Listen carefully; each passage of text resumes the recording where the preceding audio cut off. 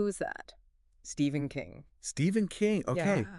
What's fascinating about King is that he did create a secret identity. He did. A literary alter ego Mm, named Richard Bachman. right.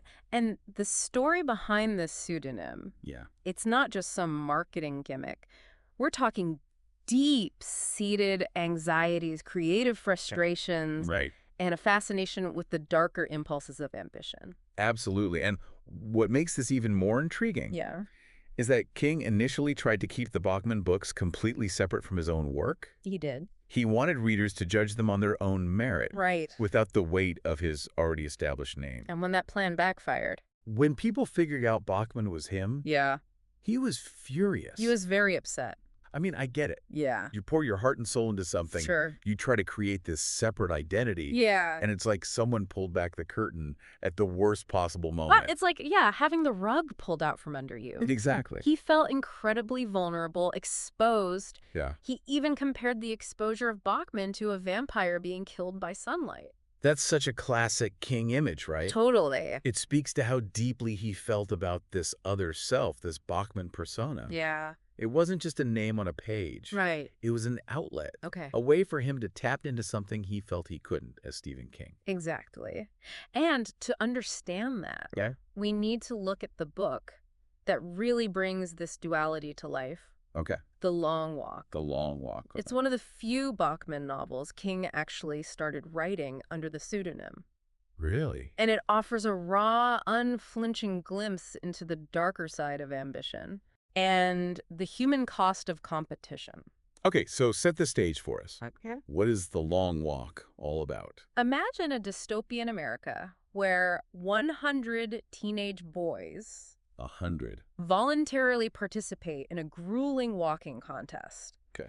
The rules are deceptively simple. Okay. Maintain a minimum speed of 4 miles per hour. 4 miles per hour. Oh, Don't fall behind. don't fall behind. Got it. The last one walking, he's the winner. And if they do fall behind... Let's just say it's not a gentle encouragement to pick up the pace. Oh, no. The soldiers who oversee this competition, they're called squires, The squires. which gives you a sense of the almost medieval brutality at play here. Intense. Okay, so we're dropped right into this pressure cooker of a competition. Yeah. Tell us about our guide through this nightmare, the main character, Ray Garraty. Ray is our everyman, a seemingly ordinary teenager, Okay, thrust into this extraordinary, terrifying situation. right. He's not some superhuman athlete. Right? He's just a kid trying to survive, grappling not just with the physical exhaustion, Right. but also the psychological toll of this deadly game. I'm already getting serious Hunger Games vibes. Bro, yeah. But with more pavement Sure. and probably a lot less fashion sense. Definitely some parallels there. Right. But what's so brilliant about The Long Walk, Yeah. what makes it such a powerful exploration of the Bachman persona, Mhm. is how King uses this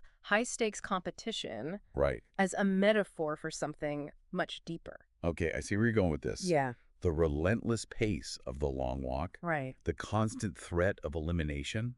Mm. It's almost like a twisted mirror reflecting the pressures of King's own career, Oh, interesting. especially in those early years when he was skyrocketing to fame. Precisely. Think about it.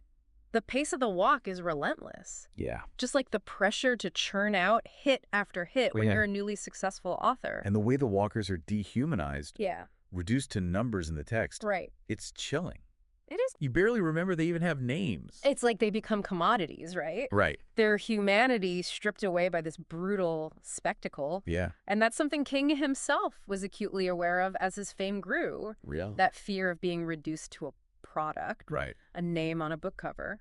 So in a way, he's exploring that fear through the walkers, Yeah. through their struggle to hold on to their identities Right. in the face of this dehumanizing competition. Exactly. And it's not just the external pressures they face, but Mhm. also the internal ones. Uh, Each character in The Long Walk Yeah. becomes a kind of study Yeah. in how people cope with pressure, with fear, Hmm. with the very real possibility of their own mortality. Okay, let's meet some of these characters. Okay. We've got McVrees, who seems to be Ray's closest companion on the walk. McVrees is fascinating because yeah. he's so cynical, Yeah. so darkly humorous about the whole thing. Mhm. He's almost obsessed with understanding the why behind the walk, even as he participates in it.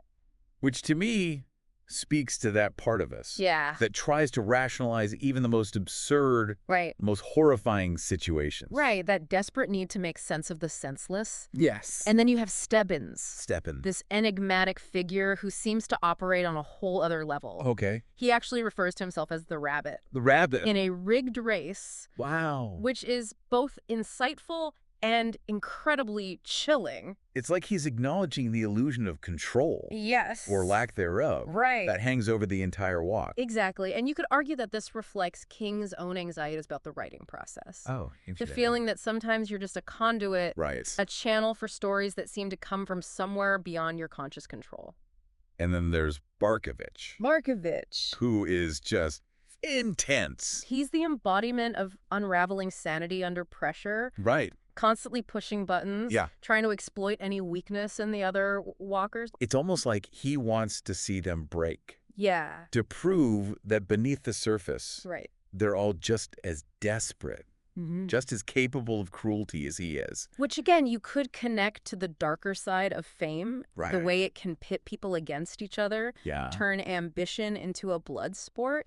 It's interesting because even though Barkovich seems to revel in the suffering of others, Yeah, he eventually cracks under the pressure too. he does. Oh, And yeah. that's a crucial point. Yeah. No one is immune to the toll this walk takes. Right. Even the strongest, most determined, Right. most seemingly ruthless.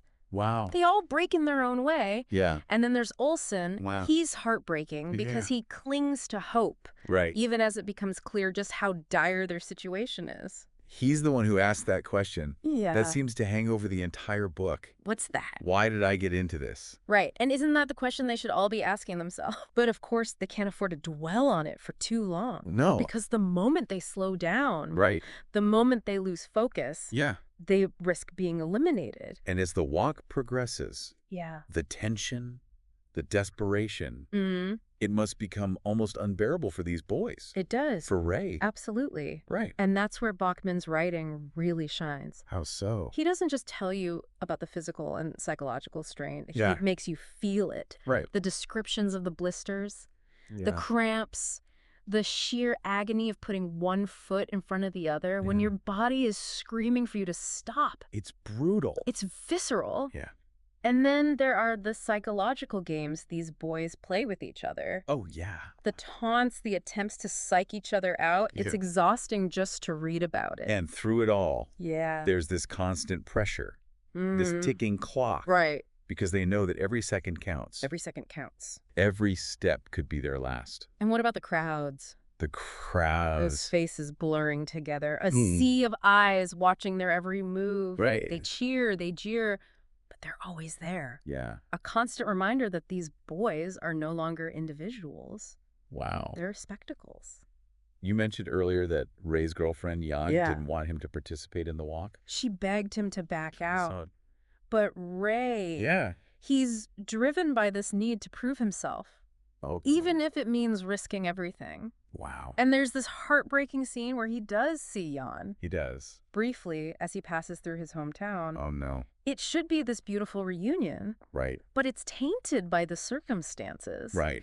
By the knowledge that for Ray, every second counts. It's a stark reminder that this competition doesn't just test their physical endurance. No. It tests their emotional limits, too. Exactly. It makes you question what happens to our humanity when we're pushed to the very edge of what we can endure. And that's where the long walk, Yeah. it transcends being just another dystopian thriller. Okay. It becomes this incredibly poignant exploration Yeah. of what we're willing to endure, what we're willing to sacrifice Right. for a chance at what? Survival. Right. Glory. Right. A few more hours on this earth. And the truly unsettling part is, Yeah. even though these boys are trapped in this horrific situation, Right. even though they're being exploited for entertainment, Right. there's a part of them that chooses to keep going. Yes. They could stop at any time, They could. but something drives them forward. Absolutely. Right. And that relentless pursuit of the finish line, Right. even when it comes at such a high cost, Right. it makes you question the nature of ambition itself. Wow. Is it an inherently destructive force? Right. Or is it something more complex? Yeah. Something that can fuel both great achievements and unspeakable horrors? It's like King or rather Bachman, Yeah. is holding up a mirror to our own desires, Yeah. our own need to succeed, Right. and forcing us to ask ourselves, Right. how far would we go? Right. At what point does ambition Yeah. cross the line Yeah. into self-destruction? And it's not just the individual cost of ambition that Bachman explores, Right. but also the societal cost. Right. Right. Those crowds that line the road, Yeah. the cheering, the jeering, Yeah. the morbid fascination with these boys suffering. It's awful. They're complicit in this whole system. They are. And it's easy to feel a sense of superiority. All right. Like, oh, I would never be that cruel. Right, yeah. But it made me think about the ways in which we all participate in systems that dehumanize and exploit others. Precisely. Yeah. Think about the way we consume entertainment, Right. the way we celebrate success, Right. often without stopping to consider the sacrifices, the compromises that might have gone into achieving that success. It's like The Long Walk is this cautionary tale. Yeah. This warning about the dangers of unchecked ambition. Right. Both on a personal and societal level. Yes. But it's also, as we've been discussing, Yeah. this fascinating window into Stephen King's own creative anxieties. And that's where the use of the pseudonym becomes so crucial. Yeah. Because in crafting this alternate persona, Right. in writing as Richard Bachman, Yeah. King gave himself permission to explore a darkness, Right. a rawness, Yeah. that he felt he couldn't fully embrace as Stephen King. You can definitely feel that in the writing. Right. There's a bleakness, Yeah. an unflinching quality to the way Bachman depicts violence and suffering. Absolutely. Yeah. And the language itself, it's stripped down, visceral. Right. He's not trying to sugarcoat anything. Right. Not trying to make it palatable. Yeah. He's putting you right there on that road with those boys. Right. Making you feel every blister, every ache, every moment of despair. So even though the Bachman books were eventually revealed to be written by King, Yeah. there's still this sense that they offer a different kind of reading experience. Right. One that's maybe less polished, Yeah. less restrained. Exactly. Yeah. And that rawness, Yeah. that willingness to push boundaries, it's part of what makes The Long Walk and the entire Bachman experiment Right. so fascinating. It's a reminder that even the most celebrated authors Yeah. have hidden depths, Right. unexplored corners of their creativity that they may only feel comfortable sharing Yeah. under the cover of a different name. It makes you wonder what other secrets are hidden within the pages of our favorite books. Right. What other selves our favorite authors are hiding Yeah. behind their carefully crafted personas. It's a tantalizing thought, isn't it? And Yeah. it speaks to the enduring power of literature Right? to not only entertain and enlighten, but also to provide a space for exploring the full spectrum of human experience, Right. even the dark and unsettling parts. So, as we reach the end of our deep dive into The Long Walk, Yes.